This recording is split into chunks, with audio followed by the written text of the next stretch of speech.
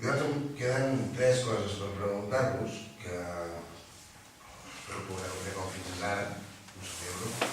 M'agradaria, en aquest cas, demanar a l'alcalde. A l'últim ple vam parlar, o vaig anomenar jo, precisament, la despesa d'un curs preelectoral que em va donar aquest full, on indicava que el seu cost era de 60 euros, quan jo parlava d'un cost de més de 45. Llavors, després, fent una miqueta de memòria, entenc i m'agradaria poder aclarir, perquè en aquest moment va quedar confós. Va quedar confós que un parlés de més de 400 i l'altre parlés de 30 o de 40 o de 50. I m'agradaria aclarir-ho, perquè ja quan parlar en ple, ho vull aclarir en ple, i que constés en acte. Quan jo parlava del cost de curs preelectoral, que bàsicament eren dos cursos, dos tallers, un de com parlar o comunicar i un altre de com improvisar el discurs en 5 minuts. Això són cursos que molts partits van fer en campanya preelectoral.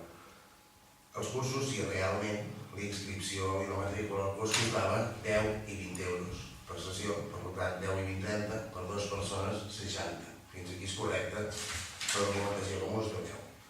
Però jo vull explicar el cost que jo em referia. El cost que jo em referia és que anar a fer aquest curs correspon a aquests 60 euros d'inscripció, a 136 euros de desplaçaments, a 106 euros d'autopistes i pàrquings i a, per una persona, 143 euros d'indemnització per servei, això vol dir un sou diari, més dietes d'una persona. Contem que aquest curs el van anar a fer dues persones.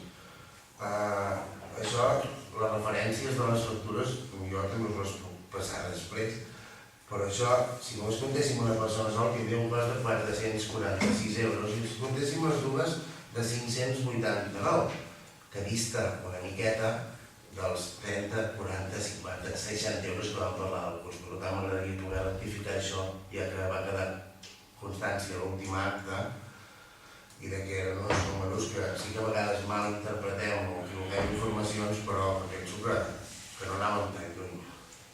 Això hauria de fer constar. Ja ho detallarem. No, també mirem els comentes i comparem que sigui cert. O sigui, jo us puc dir, si voleu, igual que l'any em vau donar aquest full del major de conceptes, jo us donaré les referències de les facturacions i si ho agilitzarem. L'agència de Tarragona a Barcelona li has de pagar el desplaçament, evidentment. I reparteix en el cost d'aquest curs, és el que deia. Per exemple, els cares de Tarragona, i és a Barcelona, la CM, de la Diputació de Barcelona, esclar. Maria, reparteix en el cost. Sí, per la formació que hi paga els treballadors. És a dir, destinar 500 euros a formació és fora de lloc i s'intentarà generar un conflicte amb una cosa fora de lloc. No, és buscar un conflicte. Del tot. No, perdoneu, el conflicte neix... És tot, intentar exagerar les coses més. Exagerar les coses.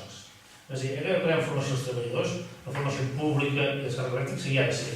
Si la Diputació va ser, per falta de Barcelona hi ha de ser, és intentar ridiculitzar i treure la punta al llapis. Així de clar t'ho dic.